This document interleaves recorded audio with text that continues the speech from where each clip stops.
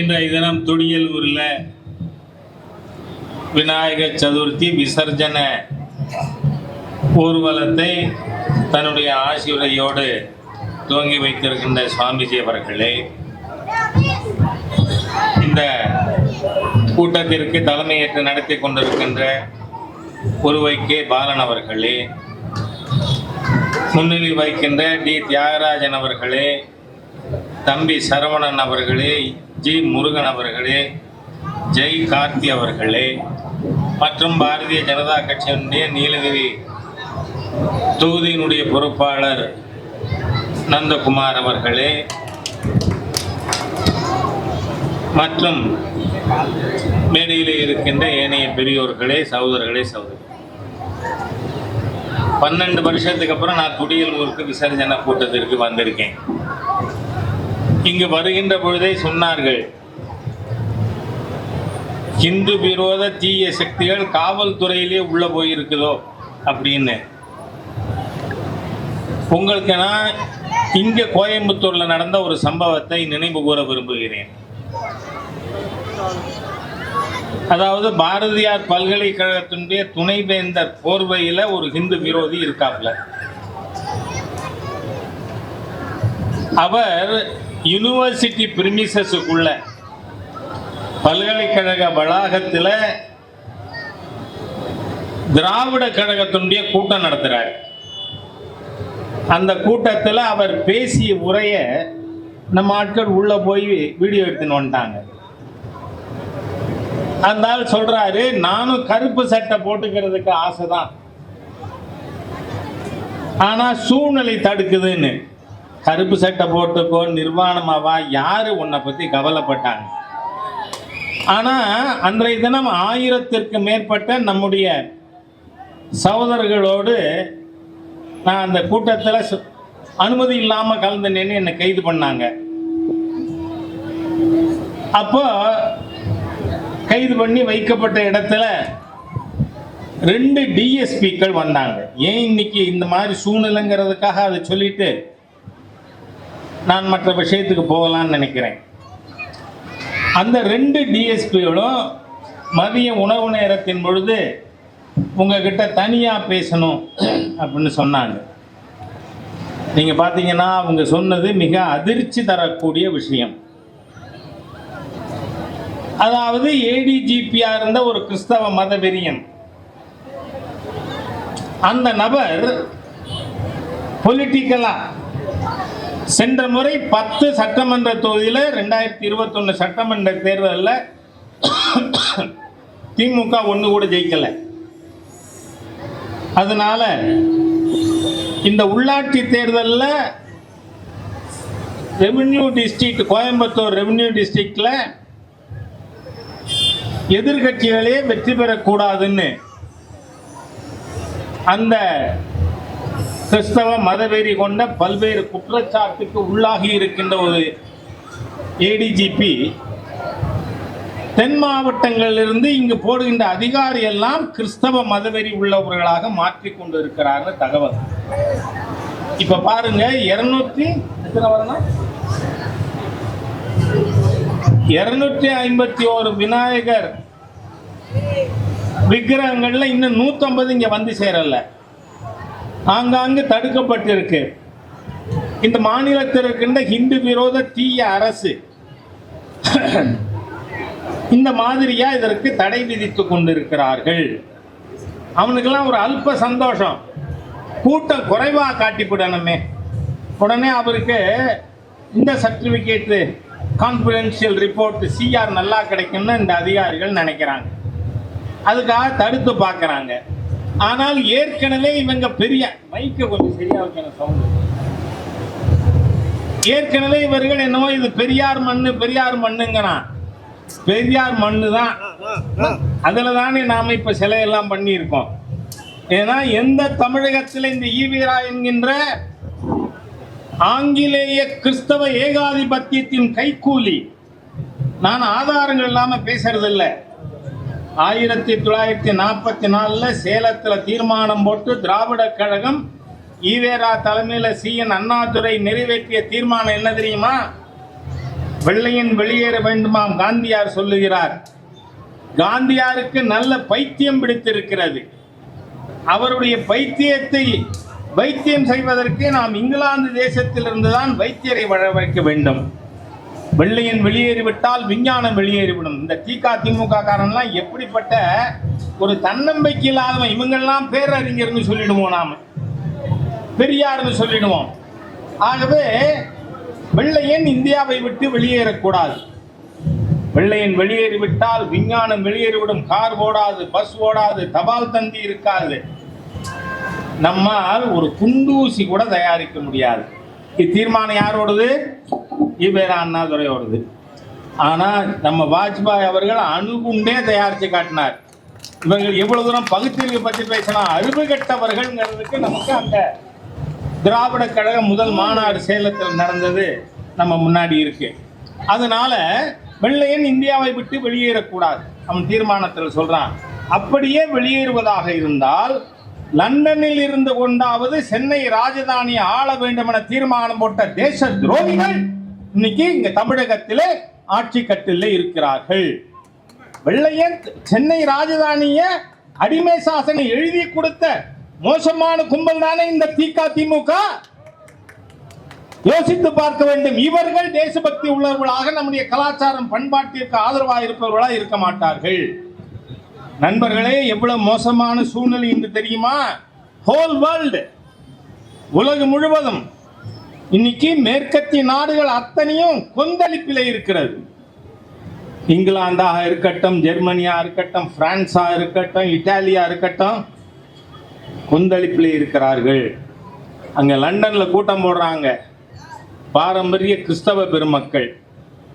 இங்கு வெளிநாடுகளிலிருந்து வந்த இஸ்லாமிய பயங்கரவாதிகள் கையிலே இந்த நாடு போய்கொண்டு இருக்கிறது. நான் சொல்லல, அங்கிருந்து ஒரு நண்பர் சொல்றாரு, ராஜா 88 நீ இந்து முன்னணி மேடையில பேசினதை இன்னைக்கு இங்கிலாந்துக்காரன் பேசிக்கொண்டு இருக்கான். அவனுடைய நாட்டை காப்பாற்ற தவறினான். தவறான பாலிசி. ஹோல் வெஸ்டர்னுடைய இமிகிரேஷன் பாலிசி தப்பு. அதனாலதான் வெளிநாடுகளிலிருந்து வந்த முஸ்லிம் பயங்கரவாதிகள் பாரிஸ்ல ஃபுட்பால் கிரவுண்ட்ல குண்டு வச்சு 300 பேர் செத்தாங்களா இல்லையா? ராஜா பேசுறானா? இல்ல, உலக சரித்திரம். லண்டன்ல ட்ரெயின்ல குண்டு வச்சு 50 பேர் கொல்லப்பட்டார்கள். யாரு? எல்லாம் இஸ்லாமிய நாடுகளிலிருந்து அங்க போன இமிகிரண்ட். இங்கிலாந்து நாட்டுக்காரன் இல்ல, பாரிஸ்ல குண்டு வச்சோம் பிரான்ஸுக்காரன் இல்ல. நீங்க யோசிச்சு பாருங்க திட்டமிட்ட ரீதியில் எப்படியெல்லாம் நடக்குதுன்னு. அதாவது 50க்கு மேற்பட்ட இஸ்லாமிய நாடுகள் இருக்கு. இப்ப துருக்கியில இருந்து அகதி போனான்னா அந்த 50 நாட்டுல ஏதாவது ஒரு நாட்டுல இடம் கொடுக்கறானா? கொடுக்கல. ஆனா மேற்கத்திய நாடுகள் கொடுத்தான். இன்னைக்கு மாட்டேன்னு சொல்லி அந்த மாதிரியாக தேசியத்திற்கு ஆதரவாக குரல் கொடுத்த பெண்மணி இன்னைக்கு இத்தாலிக்கு பிரசிடெண்டா வந்திருக்காங்க.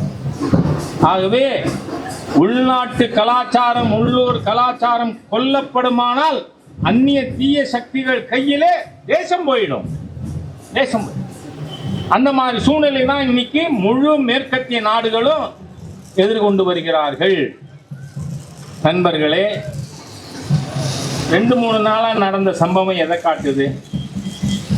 யாரோ ஒருத்தர், அவர் நம்ம பார்ட்டி ஒன்றும் இல்லை, மகாவிஷ்ணுவா, இப்ப அவரை அந்த பெருமாள் மகாவிஷ்ணு ஆட்டம் கொடுத்துட்டாவ.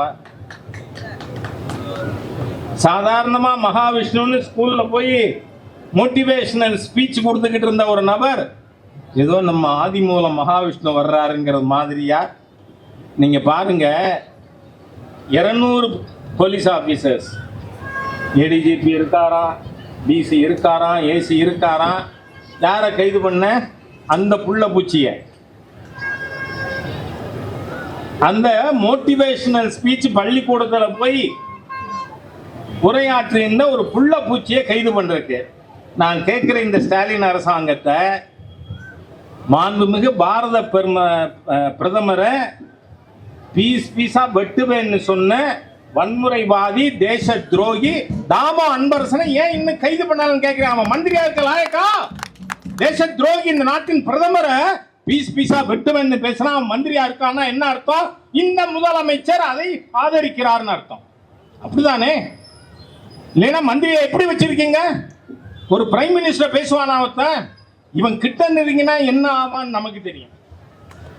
ஆனா பேசலாமா? அப்படி பேசின வன்முறைவாதி, தேச துரோகி மந்திரியா இருக்கலாமா? அதுக்கு சல்யூட் போடுற போலீஸ் தானையா நம்ம போலீஸ்.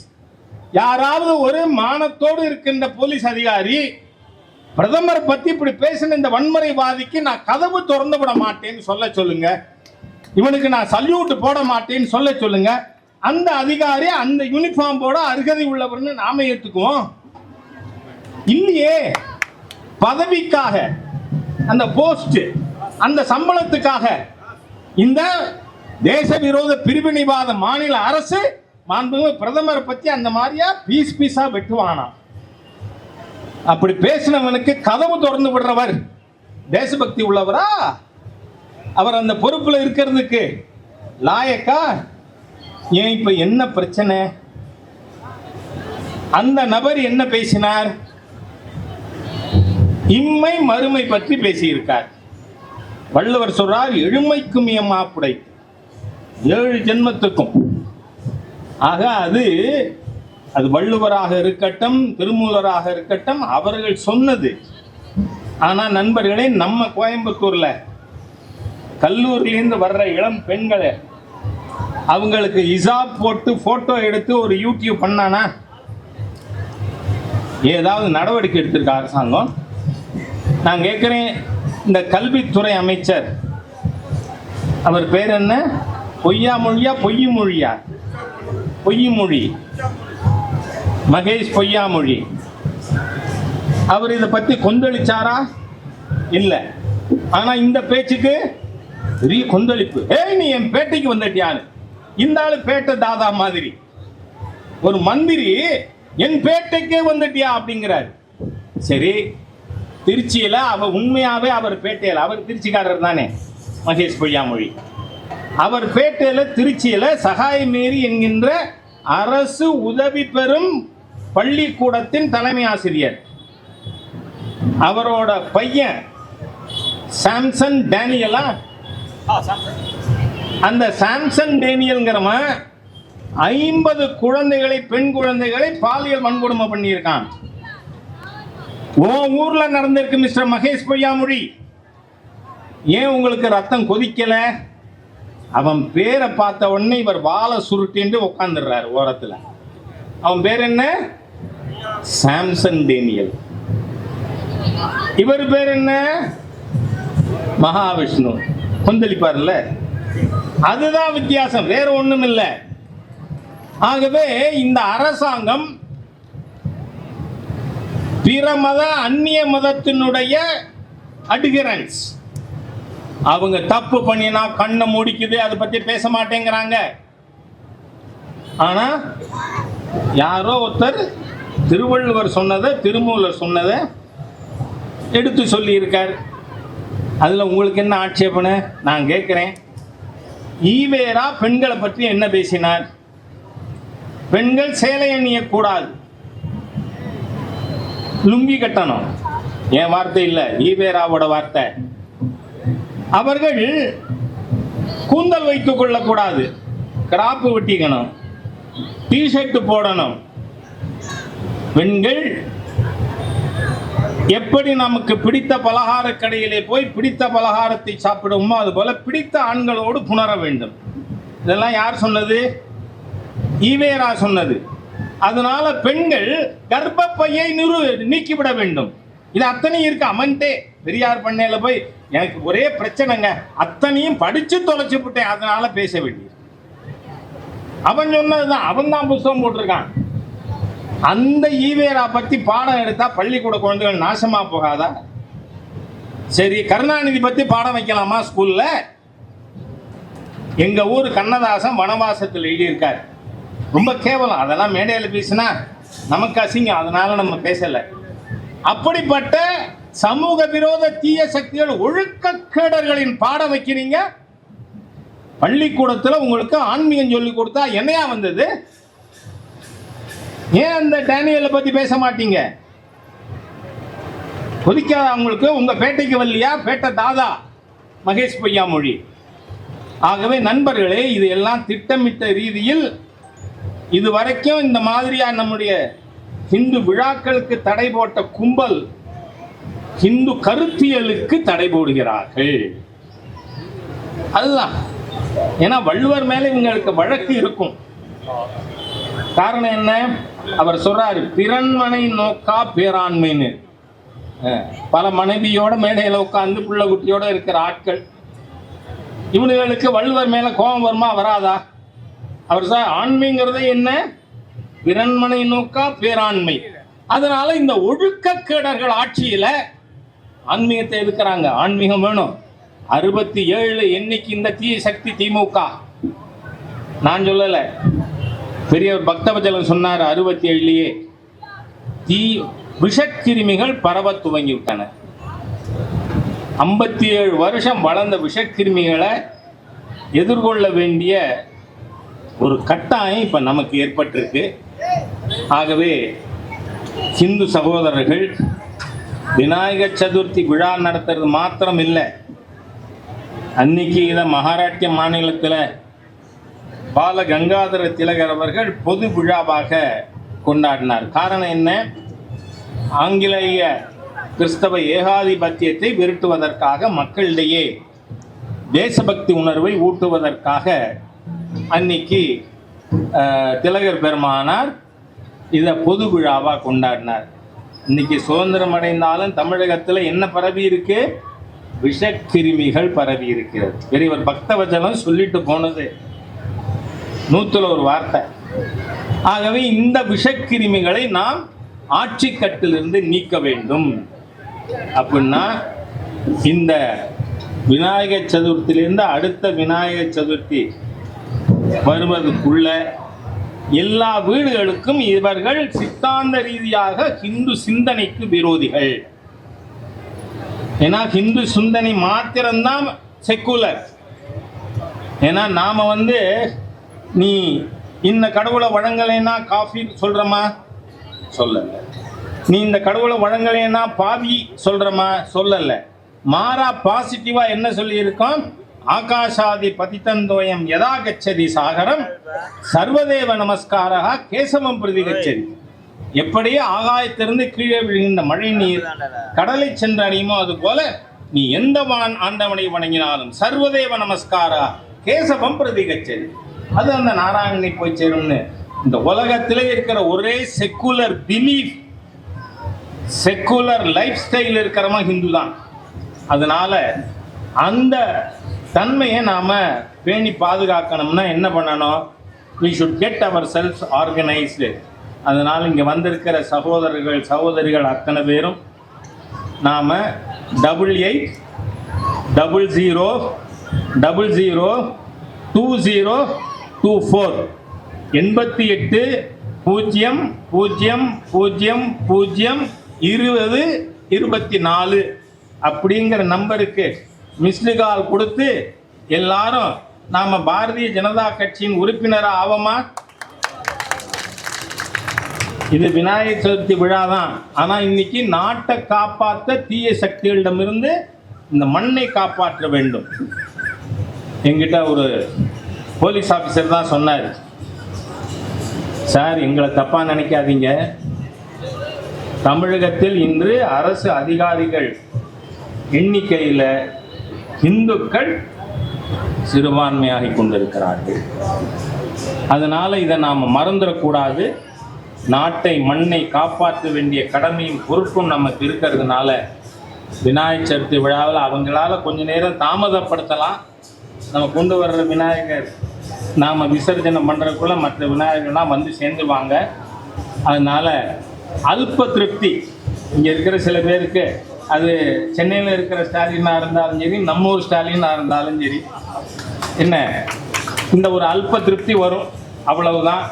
ஆகவே நாம் அனைவரும் தேசத்தின் நலனுக்காக, நம்முடைய கலாச்சாரம் பண்பாடை காப்பதற்காக வாருங்கள் விநாயகப் பெருமான் முன்பாக நாம் உறுதியேற்று செயலாற்ற வேண்டும் என்று கேட்டுக்கொண்டு வார்த்தைகளை நிறைவு செய்கிறேன். வணக்கம்.